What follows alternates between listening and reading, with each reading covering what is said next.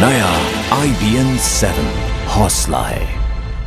और कुछ बातें मैं आपको जो उन्होंने तय की वही बताना चाहूंगा, इसके अलावा कुछ नहीं बताऊंगा।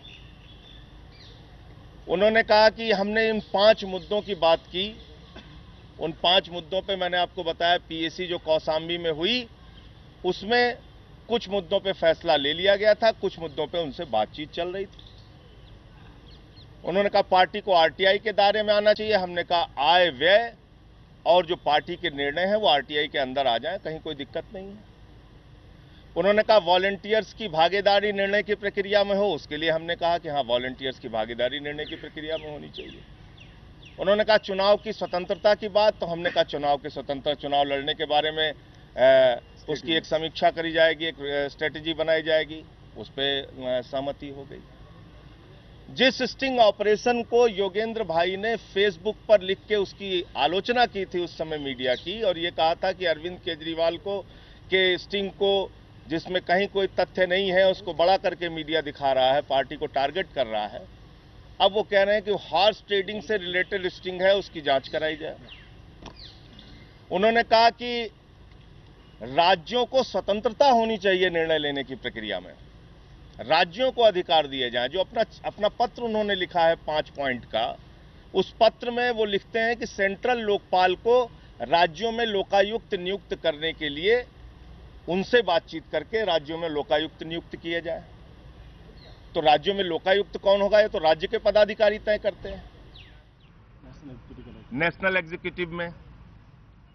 अब मेरा सवाल ये है, कल भी मैंने इस बात को कहा था जिसको आज वो सिरे से इनकार कर गए। जब आप सीक्रेट बैलेट के जरिए फैसले लेने की बात करते हैं तो आपको इंतजार करना चाहिए था कि एनसी जब बैठती 28 तारीख को वो तय करती कि नेशनल एग्जीक्यूटिव में कौन लोग होंगे, नहीं होंगे। बाकायदा इसके बारे में कहा जाता है नहीं 11 लोग रखे जाएं, फिर 8 लोग रखे जाएं, फिर 10 लोग रखे जाएं, फिर 9 लोग रखे जाएं। आशीष खेतान के घर पे बातचीत हुई और इस बात का दबाव बनाया गया और कल यहां तक कह दिया गया कि ये 5 मुद्दे तो कोई बड़े इसकी बात नहीं है, तो 5 मुद्दे की बात खत्म हो गई। अब ये 5 मुद्दे कोई महत्वपूर्ण नहीं है, जो आज वो कह रहे हैं कि 5 मुद्दे ही हमारे लिए सबसे ज्यादा महत्वपूर्ण हैं। कल उन्होंने कहा कि ये 5 मुद्दे कोई बाधा हमारी आपकी बातचीत में नहीं आ रहे हैं। इसके ऊपर पृथ्वी रेड्डी जी और आशीष खेतान जी जो कुछ भी लिख देंगे, जो तय कर देंगे, वो हम लोगों को मान्य होगा, क्योंकि आशीष खेतान ने भी कुछ मुद्दा उठाया था। उन 5 मुद्दों के अलावा कुछ मुद्दे आशीष खेतान ने भी उठाए थे, उसके बारे में भी आशीष जी आपको बताएंगे। तो उन्होंने खुद कहा कि वो हमारे लिए मुद्दा ज्यादा नहीं है और जो कुछ आशीष खेतान और पृथ्वी रेड्डी तय कर देंगे वो हम लोग मान लेंगे। हमने कहा ठीक है, वो भी कहीं कोई बात नहीं है।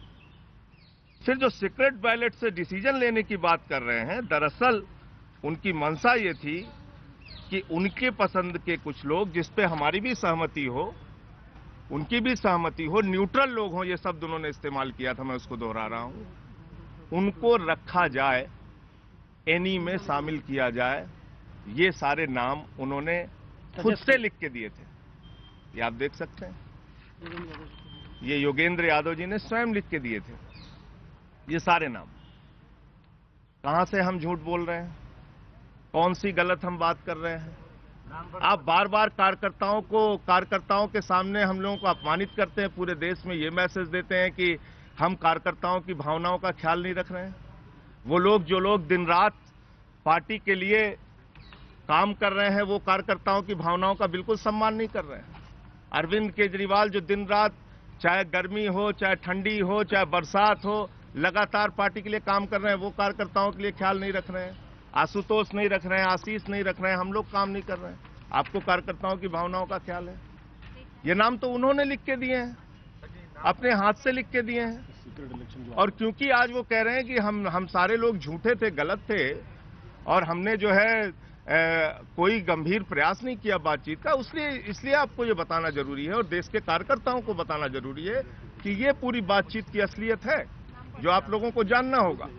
ये नाम है इसमें आदरणीय श्री पृथ्वी रेड्डी, विजय नायर, मीरा सान्याल, आतिशी मारलेना, गुल पनाग, दयामणि बारला, राहुल मेहरा, राघव चड्ढा, मारुति भापकर और किरण बिस्सा, ये नाम उन्होंने लिखे। सारे अच्छे साथी हैं, इससे भी इनकार नहीं है। ये वो नाम हैं जो उनकी तरफ से दिए गए कि इन नामों को नेशनल एग्जीक्यूटिव में इलेक्ट कर लिया जाए, नॉमिनेट कर दिया जाए। बाहर कहते हैं कि राष्ट्रीय परिषद जो है वो राष्ट्रीय कार्यकारिणी के सदस्यों का इलेक्शन करे सीक्रेट बैलेट से, और अंदर 10 नाम देके कह रहे हैं कि इनको नॉमिनेट कर दिया जाए। ठीक है, ये इनकी डेमोक्रेसी और ट्रांसपेरेंसी की परिभाषा है, इसलिए ये नाम आपके सामने हम रख रहे हैं और ये उनकी हैंडराइटिंग में है। और दूसरी बात, फिर इस पे इन नामों पे हम लोगों ने जाके बातचीत की, हमारी भी ओर से सहमति हो गई मोटे मोटे तौर पे। हाँ ठीक है, इनमें से 8 नाम 7 नाम हम लोग ले लेंगे, बातचीत हो गई, उसको रखा जाएगा। फिर ये तय हुआ कि पिछले दिनों जो हम लोगों ने गलतियां की हैं, कुछ गलतियां हम लोगों की ओर से हुई हैं, कुछ गलतियां उनकी ओर से हुई हैं। जो गलतियां की हैं, सार्वजनिक बयानबाजी की है, पार्टी के कार्यकर्ताओं को इससे ठेस पहुंची है, ये बात मैंने उनके सामने रखी। उन्होंने भी इस पे सहमति जताई, बोले ठीक है, सारी बात फाइनल हो गई है। आपको इसलिए बताना जरूरी है कि कल 4 बजे सब कुछ फाइनल हो गया था। किस कारण से गड़बड़ हुआ, इसका जवाब योगेंद्र भाई और आदरणीय प्रशांत जी को देना चाहिए। देश के कार्यकर्ताओं को गलत संदेश और देश की जनता को गलत जानकारी नहीं देनी चाहिए, ये मेरा निवेदन है उनसे। ये उन्होंने माफीनामा लिखा जिसपे हम दोनों लोगों को साइन करना था, उन लोगों को भी करना था, हम लोगों को भी करना था। आम आदमी पार्टी का राष्ट्रीय नेतृत्व पिछले 1 महीने की घटनाओं पर अपने कार्यकर्ताओं, समर्थकों, देश की जनता से माफी मांगती है।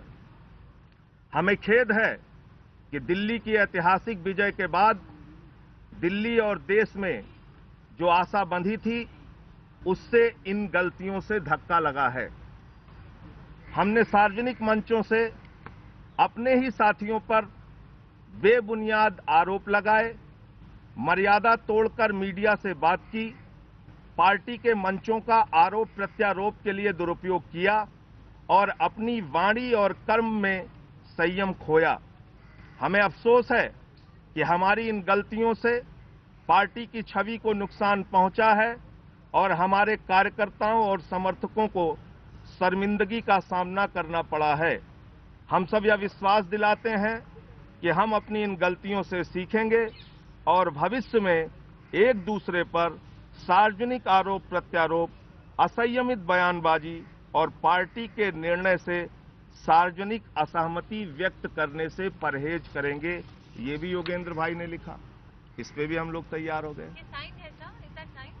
ये उनकी हैंडराइटिंग है, वो मना नहीं करेंगे, इतना तो झूठ नहीं बोल पाएंगे। तो आप लोग ये देख लीजिए। कल उन्होंने और अब मैं निवेदन करना चाहता हूं हाथ जोड़कर योगेंद्र भाई से, हाथ जोड़कर निवेदन करना चाहता हूं योगेंद्र भाई से, आदरणीय प्रशांत जी से और अपने तमाम उन सम्मानित साथियों से कि कृपा करके कार्यकर्ताओं को बीच में बार बार लाकर देश की जनता को और कार्यकर्ताओं को गलत सूचनाएं देना बंद करें। हम लोग गंभीर प्रयास कर रहे थे कि ये परिवार बचे। आपने अंतिम समय तक बात की, माफीनामा लिखा, हम सब लोग उस पर तैयार हो गए, नाम दिए, उस पर भी हम तैयार हो गए, लेकिन बावजूद उसके आपने 6:15 बजे मुझे फोन करके कहा अरविंद केजरीवाल और आप लोगों पर कोई भरोसा और यकीन नहीं है। हमारे साथियों को और खुद योगेंद्र भाई ने कहा कि मुझे भी भरोसा नहीं है। इसका मतलब 10 दिन से जो कवायद चल रही थी, जो प्रयास हम लोग कर रहे थे और ये जो हाथ से अपने उन्होंने ये माफीनामा लिखा, ये सब झूठा था, ये गलत था। हमें कोई एहसास नहीं था अपनी गलतियों का। हम जो बातचीत कर रहे थे उसमें हम कोई सुधार नहीं करना चाहते थे, कुछ नहीं करना चाहते थे। तो इसलिए आप सारे लोगों को ये सच मालूम होना जरूरी है, खासतौर से हमारे कार्यकर्ताओं को, कि जो बात कल से हम कह रहे हैं कि बाहर कुछ कहते हैं, अंदर कुछ कहते हैं, बाहर कुछ कहते हैं, अंदर कुछ कहते हैं, वही सच्चाई है। अच्छा, वही सच्चाई है। अब आशीष कुछ कहेंगे।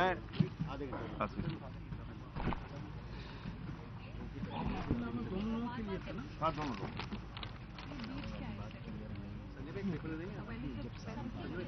कल शाम को सब लोगों को साइन करना था हमको। Every answer will be given. Please wait. Ananya will respond to all your questions. Please wait. There are many more points. पिछले एक साल में पार्टी ने 3 चुनाव लड़े। बड़ी कठिन परिस्थितियों में वो चुनाव लड़े, बहुत कम रिसोर्सेज के साथ, सिर्फ वॉलंटियर्स के दम पर और अपने जुनून के दम पर हमने 3 चुनाव लड़े और कड़ी टक्कर दी। पहला चुनाव ऐतिहासिक चुनाव था दिल्ली का, दूसरा चुनाव भी लोकसभा का ऐतिहासिक चुनाव था, जहां पर पार्टी ने एक बहुत बड़ा कदम उठाया और उस चुनाव में भी हमारी परफॉर्मेंस दिल्ली में, पंजाब में बहुत अच्छी रही। और उसके बाद हमने ये तीसरा चुनाव लड़ा, जहां पर चुनाव के दरमियान रोज हमारे ऊपर किस तरह के निजी हमले हुए वो सबको पता है और पार्टी ने इतिहास लिखा। ये बात कि पार्टी में स्वराज को और कैसे मजबूत किया जाए, पार्टी में वॉलंटियर्स का इंगेजमेंट और पार्टिसिपेशन और कैसे मजबूत किया जाए, पार्टी में निर्णय लेने की प्रक्रिया को और कितना पारदर्शी बनाया जाए, पार्टी में जो खर्चे होते हैं उनको कैसे एक स्ट्रक्चर्ड तरीके से पब्लिक डोमेन में रखा जाए, उस पर काम करने की ज़रूरत थी और बेहतर करने की ज़रूरत थी। पहले ही पार्टी ने तमाम ऐतिहासिक कदम उठाए थे पारदर्शिता के क्षेत्र में, वॉलंटियर पार्टिसिपेशन के क्षेत्र में ईमानदार राजनीति की पहल में, और उसको प्रक्रिया को आगे कैसे ले जाया जाए, इस पर सिर्फ 1 या 2 सदस्य पार्टी की नहीं, पूरी पार्टी, पूरी लीडरशिप इस पर चिंतित थी और इसको और मजबूत करने के लिए बिल्कुल दृढ़ संकल्प थी। लेकिन उसके बाद भी जब बातचीत पीएससी से 2 साथियों को हटाने का जब फैसला एनी ने किया, उसके पीछे कुछ कारण थे। पहले ये फैसला हुआ कि कोई भी बाहर जाके नहीं बोलेगा, लेकिन 2 साथियों ने अपने दिए हुए शब्द से पीछे हटे और बार बार जाकर मीडिया में पार्टी की छवि को खराब किया। उसके बाद पार्टी के हाथ बन गए और पार्टी ने ये समझा कि जरूरी है कि पीएससी से क्यों 2 वरिष्ठ साथियों को हटाया गया है, उसके कारण जनता को बताया जाए, खास करके कार्यकर्ताओं को बताया जाए। क्योंकि अगर 2 वरिष्ठ साथी चुनाव के दौरान, इतने क्रूशियल चुनाव के दौरान पार्टी की किसी एक बड़े हिस्से को निष्क्रिय करने की कोशिश करते हैं, खुद निष्क्रिय हो जाते हैं, ऐसी कोशिश करते हैं कि जिससे पार्टी हार जाए चुनाव, बार बार कार्यकर्ताओं से कहते हैं कि काम मत करिए पार्टी के लिए चुनाव हारना बहुत ज़रूरी है, जब पार्टी चुनाव हार जाएगी तब अरविंद को हटाना आसान हो जाएगा। ये जब पूरी प्रक्रिया चल रही थी, उसकी वजह से एनी को ये लगा कि अब ये पीएससी में 2 वरिष्ठ साथी नहीं रह सकते। इन्होंने पार्टी विरोधी गतिविधियां करी हैं, पार्टी को हराने की कोशिश करी है।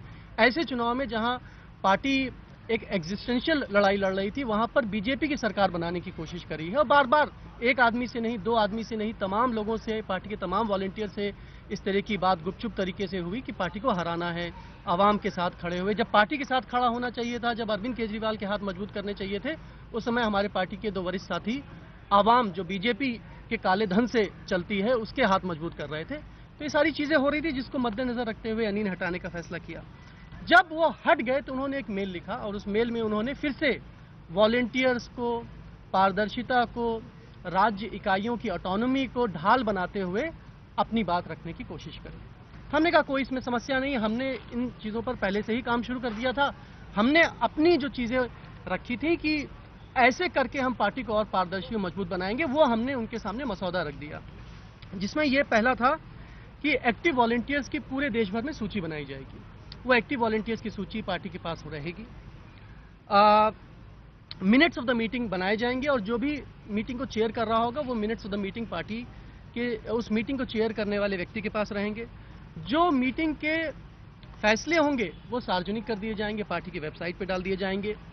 और हम सभी की तरफ से ये था कि अब सिर्फ जो चुनाव लड़ता है आम आदमी पार्टी की तरफ से वो तो हलफनामा देता ही है। जब एमपी का चुनाव लड़ता है तो इलेक्शन कमीशन का एक फिक्स फॉर्मेट है जिसमें आपको अपनी लायबिलिटीज़, अपनी फाइनेंशियल लायबिलिटीज़, अपनी क्रिमिनल लायबिलिटीज़, अपने डिपेंडेंट्स की सारी एसेट्स सब आपको सार्वजनिक करनी पड़ती है। हमने कहा नहीं, इतना पर्याप्त नहीं है। अब जो भी ऑफिस बेरर होगा आम आदमी पार्टी का, चाहे वो एनसी में हो, चाहे वो एनई में हो, चाहे वो पीएससी में हो, उसको उसी हलफनामे की तरह अपना एक हलफनामा पार्टी को देना होगा जिसको सार्वजनिक किया जाएगा कि आप पार्टी के ऑफिस बेरर हैं। वो भी उतनी ही महत्वपूर्ण जिम्मेदारी है, वो भी उतना ही महत्वपूर्ण पद है जितना कि एमएलए या एमपी होना। आम आदमी पार्टी के आप ऑफिस बेरर है, बड़ी गर्व की बात है। तो आपको पूरी ईमानदारी के साथ अपने ऊपर जितने भी मुकदमे हैं, आपके डिपेंडेंट्स की जो एसेट्स हैं, आपकी परिवार की जो एसेट्स हैं, आपकी जो एसेट्स हैं, आपके बैंक खातों में जो रुपया जमा है, वो सारी जानकारी आपको सार्वजनिक करनी पड़ेगी। ये बात हमने रखी, जिस पर उन्होंने सहमति होगी, जिस पर उन्होंने कहा कि उनकी कोई इसमें दिक्कत नहीं है, वो सहमत हो गए। दूसरा, हमने कहा कि मिनट्स ऑफ द मीटिंग बनेंगे, जो मीटिंग को चेयर कर रहा होगा उसके पास वो मिनट्स रहेंगे। जब भी पार्टी के किसी कार्यकर्ता को वो मिनट्स देखने होंगे, वो आकर देख लिए जाएंगे। और जितने भी खर्चे पार्टी करती है, इनकम एक्सपेंडिचर के स्टेटमेंट पार्टी की वेबसाइट पर डाल दिए जाएंगे। बहुत सारी राज्य इकाइयाँ हैं जो बहुत कम लोग चला रहे हैं, वो तमाम कारणों की वजह से अपने एक्सपेंडिचर स्टेटमेंट नहीं दे पा रहे हैं। बार बार बात उठती है कि आपके एक्सपेंडिचर स्टेटमेंट नहीं आ पा रहे हैं। उसकी वजह यह है कि पार्टी का विस्तार अचानक हो गया, छोटी छोटी राज्य की इकाइयाँ वो अपने एक्सपेंडिचर स्टेटमेंट हमको दे नहीं पा रही हैं। उसमें हम लोगों ने कहा कि आप सिर्फ आलोचना करना बंद करिए, आप जितनी भी ये जो राज्य इकाइयाँ हैं उनसे एक्सपेंडिचर स्टेटमेंट लीजिए, उनसे खर्चा लीजिए, क्योंकि पार्टी के 2-4 लोग ही पार्टी के तमाम काम करते हैं, बाकी लोग सिर्फ आलोचना करते हैं। तो आलोचना करना बंद करिए, पार्टी को और कैसे पारदर्शी बनाया जाए, आरटीआई कैसे लगाई जाए, अपने ऊपर कैसे लागू की जाए, आप भी इस दिशा में काम करना शुरू करिए। तो उस पर भी उन्होंने कहा कि वो भी इस दिशा में काम करेंगे, तो इस पर सहमति हो गई। उसके बाद दूसरा जो पॉइंट था जिस पर हम लोगों की ये राय थी कि maximum consultation, maximum engagement, maximum participation, ये 3 बातें हमने कही। वॉलंटियर्स का, पार्टी के तमाम एक्टिव वॉलंटियर्स का, पार्टी के तमाम वॉलंटियर्स का maximum engagement, maximum consultation, maximum participation in framing parties political programmes, in framing parties policies. ये हमने कहा कि इसको हमें लागू करना है, इसके मैकेनिज्म ढूंढने जाएं। पहले ही हम तमाम पार्टिसिपेशन करते हैं कैंडिडेट सिलेक्शन में या पार्टी की तमाम नीतियों को फ्रेम करने से पहले, और इस प्रक्रिया को कैसे आगे बढ़ाया जाए, इसके मैकेनिज्म्स हम सबको बैठकर बनाने पड़ेंगे। इस पर भी सहमति हो गई। तीसरी बात थी, उन्होंने कहा कि जांच करा ली जाए, उस स्टिंग ऑपरेशन की जांच करा ली जाए, जो उन्होंने कहा कि जो भारतीय जनता पार्टी के नीचे, केंद्र सरकार के नीचे जो दिल्ली पुलिस काम करती है, जो पहले से ही तमाम जांच हमारे खिलाफ कर रही है, वो जांचें हमारा लोकपाल भी करे। हमने कहा वो जांच भी करा लीजिए, उसमें कोई दिक्कत नहीं है। तो उस पर भी सहमति हो गई। हमने कहा कि हमारी सारी जांच करा लीजिए जो जांच करानी है आपको। चौथा था कि चुनाव कहां और कब लड़े जाएं, इसका फैसला कैसे होगा, तो इस पर भी सहमति हो गई। और जो एग्जैक्ट ड्राफ्टिंग हुई उसको मैं पढ़ के बता देता हूं। यह था कि the strategy of giving autonomy to state units and district units may hold good to A, parties policy issues, B, mass mobilization, and C, protest activities, provided that none of these decisions are in conflict with or at variance with the position taken by the National Council or National Executive or the PAC on similar issues.